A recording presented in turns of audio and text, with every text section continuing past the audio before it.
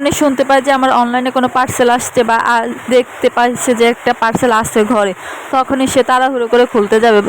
সে parcel আমার হোক বা তার, যে কোনো প্রয়োজনীয় জিনিস হোক সেই খুলবে, তাকেই খুলতে হবে, এরকম একটা অবস্থা। না দিলে তো এই যে কান্নাকাটি স্টার্ট করে দিবে। তো যাই হোক, আজকে কি হচ্ছে না হচ্ছে সবকিছু থাকবে আজকে একটা ছোট্ট ভিডিওতে। আসসালামু আলাইকুম, ওয়েলকাম করছি আমার নতুন আর একটা ভিডিওতে।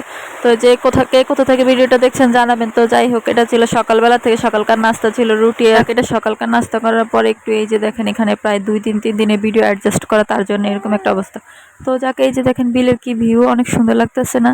তো আমরা এটা মানে সকালবেলার পরে থেকে বিকালে আর কি, দুপুরে আর কোনো ভিডিও করা হয় না। এর মাঝখান দিয়ে বিকালে একটু দোকানে গেছিলাম। তো রাইস একটু কান্নাকাটি করতেছিল যে দোকানে যাওয়ার জন্য, কিছু খাওয়ার জন্য। তো ওকে নিয়ে দোকানে গেছি, দোকান থেকে যে চলে আসার সময় এই যে ভিডিও।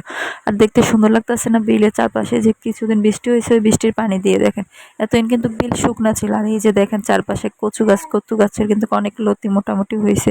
তো ভাবলাম যে তো লতিগুলো তুলে নেই, না হলে কেউ দেখলে ওই লতিগুলো নিয়ে যাবে। আর আমারও অনেকদিন ধরে লতি খেতে মন চাচ্ছিল। তো যাক, বরাবরের মতো লতি আমার অনেক পছন্দের, আমি আগেই বলে রাখি। লতি আমার কিন্তু অনেক পছন্দ। তো যাক, এটা ছিল রাত্রেবেলা, ওই দিনে রাত্রেবেলা মানে পার্সেলটা আসছিল, বিকালবেলা আসছিল যে পার্সেল আনতে গেছিলাম তখন আর কি।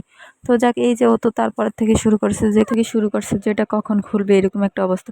তো যাক, অবশেষে রাত্রেবেলা মাগরিবের পর আর কি নামাজ টামাজ পড়ে ওকে বললাম যে তুমি এগুলো থাক। তো এটা এখানে ছিল যে আমি একটা পেজ থেকে কিছু চিপস আর এই যে পুস্কা অর্ডার করে ওগুলো আর কি।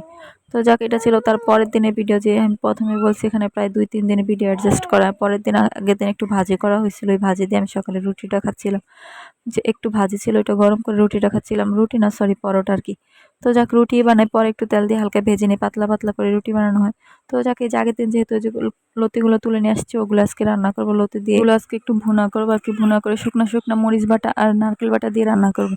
তো যাক, এই যে পটল ভাজি, যেহেতু রাইসা খাবে না, রাইসের জন্য পটল ভাজি করতেছি আলাদা করে। তো এই যে দেখেন আমার ভাঙ্গা কড়াইতে কালো কড়াইতে রান্না, খুব ভাঙ্গা আর কালো কড়াইতে রান্না করতে কিন্তু আলাদা একটা মজাই আছে। কার কার এরকম কালো কড়াই আছে জানাবে। আর কালো কড়াইতে দেখা যায় মাছ একটু ঢিলে মানে এপিট ওপিট তাড়াতাড়ি উঠে যায় আর কি। আর অন্য কড়াইতে তো উঠতে চায় না। কোন যাদের কালো কড়াই আছে তারাই জানে যে রান্না করার আসল মজাটা কি। তো যাক, দেখা যায় যে কোনো তরকারি একটু ভাজা ভাজা করা যায়, পোড়া পোড়া করা যায়, মানে নিচে লাগার কোনো টেনশন থাকে না আর কি। এরকম বাসায় আছে তারা কমেন্ট করে জানাবেন। আমার কিন্তু একটা না প্রায় 4টা এরকমই মানে দেখা যায় পোড়া পোড়া হয়ে গেছে আর কি। তো যাকে, এই তো অন্যদিকে আমি লতিটা বসায় মানে লতিটা দিয়ে দিছি। আর নারকেলটা যেহেতু ডিপে ছিল, এই যে দেখেন বরফ এখনো ছাড়তেছে না। তো যাক, আমি ভাবলাম যে দিয়ে দিয়ে এর সাথে ডিম করে দিয়ে চুলা রাখলে লতিটাও সেদ্ধ হবে আর বরফটা ছাড়বে আস্তে আস্তে।